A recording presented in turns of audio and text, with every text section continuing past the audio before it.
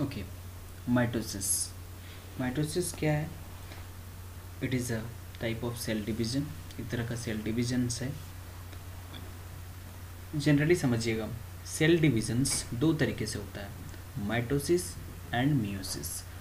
वैसा cell divisions जिसमें नया सेल जो बन रहा है पुराने सेल से, अगर दोनों में इक्वल नंबर ऑफ क्रोमोसोम्स रहता है, means if the new sales formed during cell divisions have the equal number of chromosomes with its parents, then that type of cell division is called mitosis। means अगर दोनों में, parents में भी और जो नया सेल बना है उसमें भी, अगर दोनों में क्रोमोसोम्स नंबर सेम है तो उसको हम लोग बोलते हैं माइटोसिस या फिर इक्वेशनल डिवीज़न।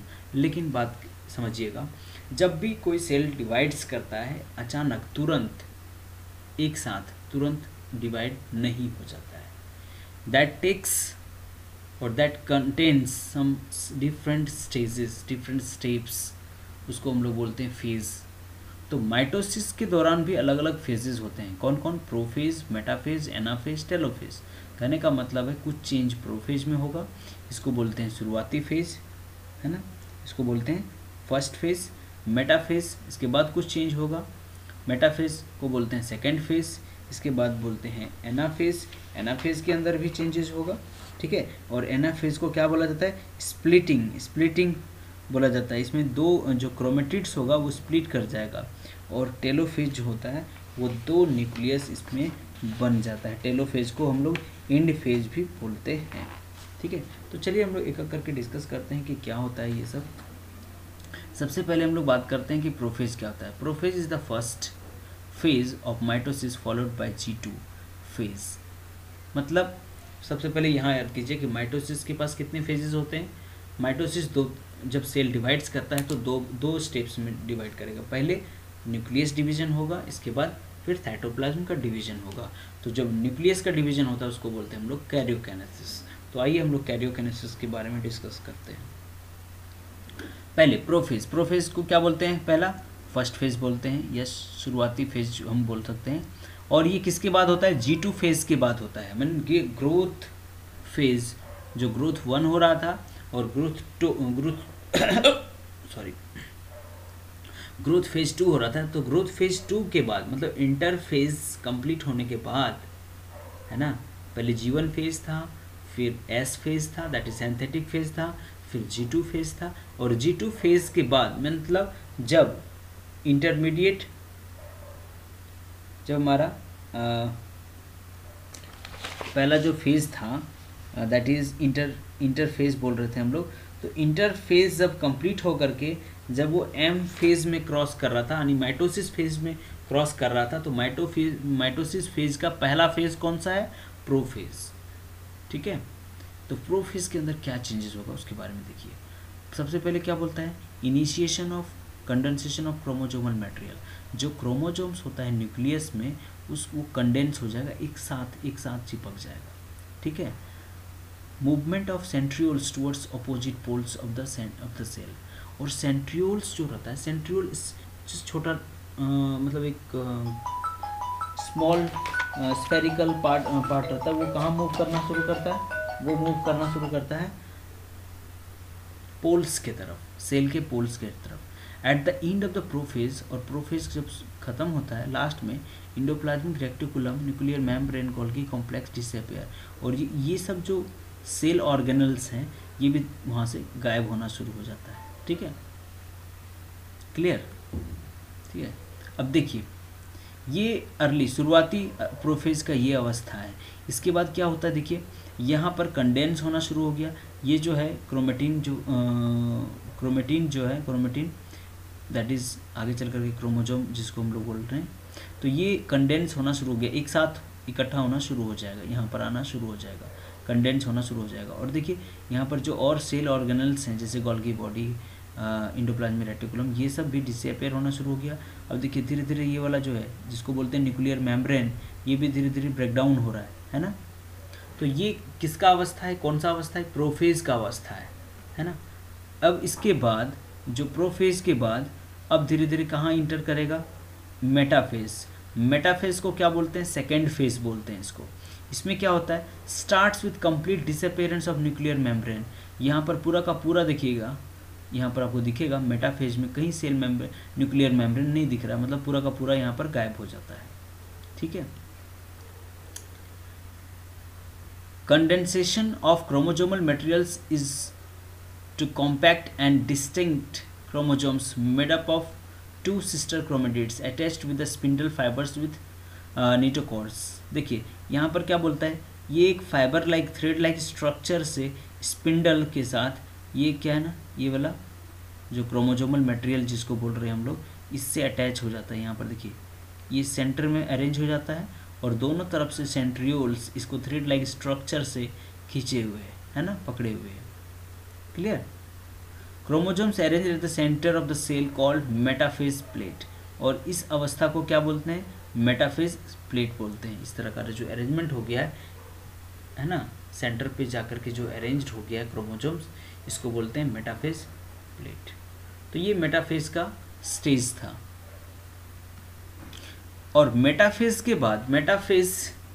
के बाद जो अगला फेज आता है दैट इज एनाफेज।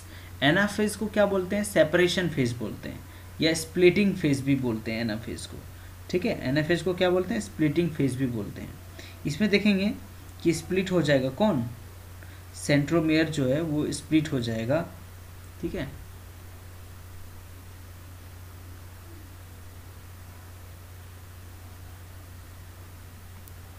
एनाफेज के बाद आता है टेलोफेज।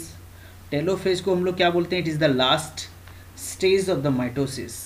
ये last stage of the mitosis कहलाता है। इसमें क्या होता है, chromosomes reach at the opposite poles and lose its identity as a discrete unit. अब क्या होगा, अब जाकर के मेटाफेज स्टेज में क्या होगा, क्रोमोजोम्स जो है वो अपोजिट पोल में आधा उधर सेपरेट होकर के मूव कर जाएगा। न्यूक्लियर मेम्ब्रेन रीअसेंबल्स और वापस न्यूक्लियर मेम्ब्रेन बनना शुरू हो जाएगा, और जो सेल ऑर्गेनल्स गायब हुआ है वो भी धीरे धीरे अपीयर होना शुरू हो जाता है। किसमें, टेलोफेज स्टेज में आकर के। ठीक है, और जब टेलोफेज हो जाएगा मतलब जब एक सेल के अंदर दो न्यूक्लियस बन जाएगा, क्लियरली विजिबल हो जाएगा, इसके बाद धीरे फिर वहाँ जब देखिए अब क्या हो गया, कैरियोकाइनेसिस, डिवीजन हो गया न्यूक्लियस का, दैट इज कॉल्ड कैरियोकाइनेसिस। अब नेक्स्ट स्टेप क्या होगा, cytokinesis means division of cytoplasm after karyokinesis. जब आफ्टर न्यूक्लियस डिवीजन अब साइटोप्लाज्म का डिवीजन होगा। ठीक है, जब साइटोप्लाज्म का डिवीजन होगा तो एक सेल से दो डॉटर सेल्स निकलेगा, दो अलग अलग न्यू सेल्स निकलेगा, जिसको हम लोग क्या बोल रहे हैं, डॉटर सेल्स बोल रहे हैं। In animal cells appearance of furrow in plasma membrane that depends gradually and joins divide cytoplasm into two parts। देखिए क्या होता है, फ्यूरोज का मतलब यहाँ पर क्या हुआ कि जो सेल है, सेल का मेम्ब्रेन देखिए यहाँ पर धंसना शुरू हो गया बीच में इधर से, अब धीरे धीरे और धंसते जाएगा और ये दो में सेपरेट हो जाएगा, इधर एक सेल इधर एक सेल। ठीक है, तो इस तरह से हम लोग क्या बोलेंगे कि सेल का डिवीजन हो गया। In plant cell wall formation starts at the centre and grows outwards to meet lateral walls. The formation of cell wall begins with the formation of cell plate. और धीरे धीरे इस तरह का सेपरेशन होना करने का मतलब शुरू हो जाता है। ठीक है, अब सिग्निफिकेंस ऑफ माइटोसिस के बारे में पढ़ेंगे, मतलब क्या इसका इंपॉर्टेंस है।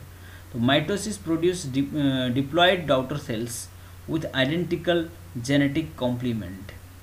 मतलब जो माइटोसिस के दौरान जो दो सेल्स बनेगा वो डिप्लॉयड सेल्स होगा। डिप्लॉयड सेल्स होगा मतलब नंबर ऑफ हैप्लॉयड बोलते हैं हाफ नंबर, जितना क्रोमोजोम्स होना चाहिए अगर उसका हाफ क्रोमोजोम है तो उसको बोलेंगे हैप्लॉयड सेल। तो इसमें क्या होता है, माइटोसिस के दौरान जो नया सेल बनता है वो डिप्लॉयड सेल्स होता है। ठीक है, it helps in repair of cells. ये माइटोसिस कहाँ हेल्प करता है, सेल्स का रिपेयर में, specially in lining of gut and blood cells. Meristematic divisions in apical and lateral cambium results in continuous growth of plants.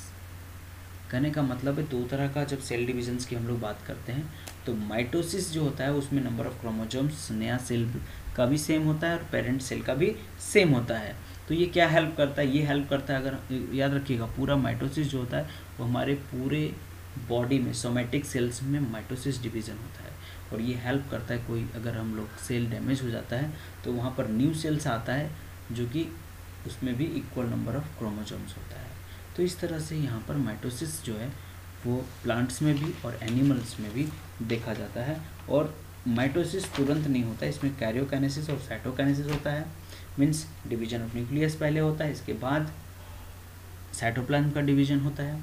और अब इसका हम बात करें कि कैरियोकाइनेसिस में अलग अलग स्टेप्स हैं जनरली, कौन कौन। प्रोफेज स्टेज में क्या होता है, जो हम लोग आगे देखें, प्रोफेज स्टेज में क्रोमेटिन्स जो है, क्रोमेटिन जो कंडेंस होना शुरू हो जाता है और फिर धीरे धीरे स्पिंडल फॉर्मेशन होना शुरू हो जाता है। और सेकेंड स्टेज में दैट इज़ मेटाफेज में क्या होता है, स्पिंडल फॉर्मेशंस हो जाता है और स्पिंडल से क्या होता है, सेंट्रियोल से जुड़ जाता है क्रोमोजोम्स थ्रेड लाइक स्ट्रक्चर से, और सारे जितने भी क्रोमोजोम्स हैं वो सेंटर में अरेंज्ड हो जाते हैं। फिर जब एनाफेज में आता है तब जा कर के क्या होता है, वो सेपरेशंस होना शुरू हो जाता है, मतलब हाफ क्रोमोजोम एक पोल के तरफ, एक छोर के तरफ चला जाता है और हाफ क्रोमोजोम दूसरे पोल्स के अपोजिट पोल्स की तरफ मूव कर जाता है। और जा कर के टेलोफेज में वो सेपरेट हो जाता है, दो न्यूक्लियस का फॉर्मेशंस हो जाता है। तो हम लोगों ने ये डिस्कस किया आज कि कैसे माइटोसिस के दौरान अलग अलग स्टेजेस में क्या चेंजेस आता है और लास्टली दो सेल बन जाता है, means division of cells takes place.